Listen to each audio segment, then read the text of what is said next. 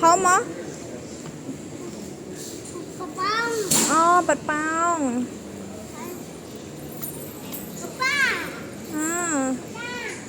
tên na tiến tóc ta này nè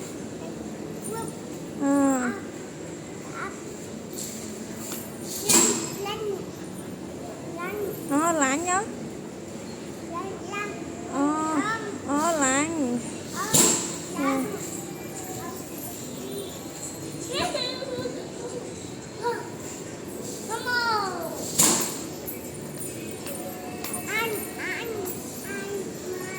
Nam à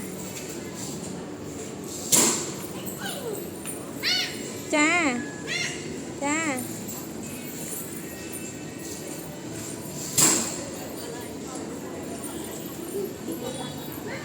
cha